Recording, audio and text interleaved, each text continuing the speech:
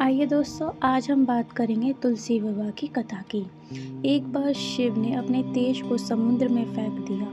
उनसे एक तेजस्वी बालक ने जन्म लिया। वह बालक आगे चल के जलंधर के नाम से परकमी दैत्य राजा बना। इसकी राजधानी का नाम जलंधर नगरी पड़ा तथा दैत्य कालनामी की कन्या वृंदा का विवाह जलंधर से हुआ। जलंधर महाराक्षस था। अपनी सत्ता के मंद में चूर होने से माता लक्ष्मी को पाने की कामना से युद्ध किया, परंतु समुद्र से ही उत्पन्न होने के कारण माता लक्ष्मी ने उन्हें अपने भाई के रूप में स्वीकार किया। वहां से वे पराजित होकर वह देवी पार्वती को पाने के लालसा से कैलाश पर्वत गए।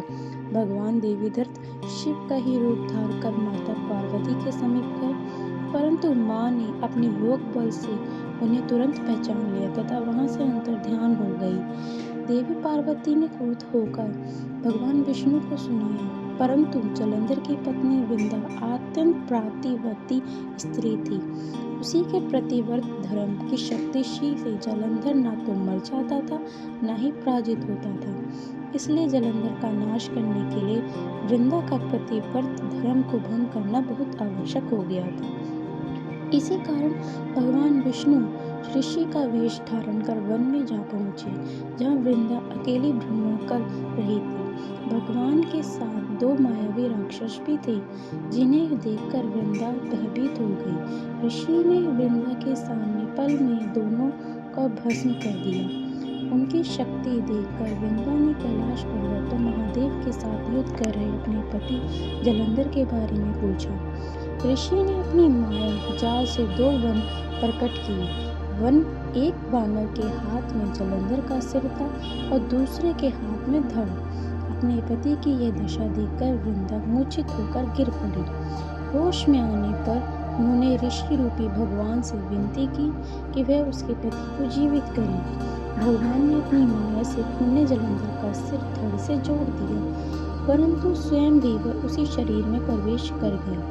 वृंदा को इस छल की तनिक भी भरस नहीं थी। जलंधर बने भगवान के साथ वृंदा पतिव्रत का व्यवहार करने लगी, जिससे उसका सतीत्व भंग हो गया। ऐसा होते हुए वृंदा का पति जलंधर युद्ध में हार गया। सारी लीला का जब वृंदा को पता चला तो उन्हें क्रोध आकर भगवान विष्णु को हृदयहीन शीला होने का श्राप दिया।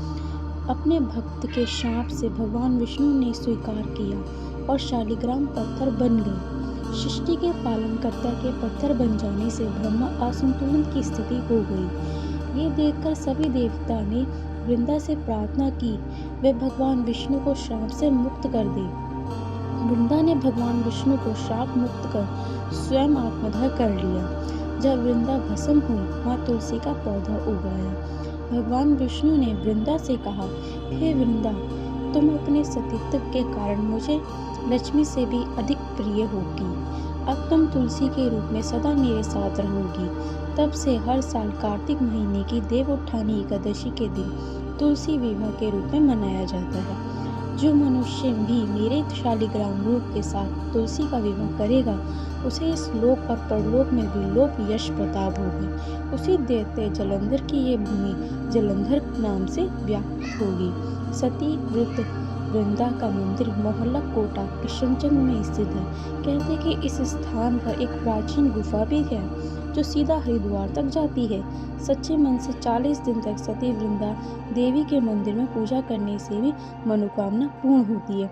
जिस घर में तुलसी होती है, वहाँ यम के दूत भी असमय नहीं आते।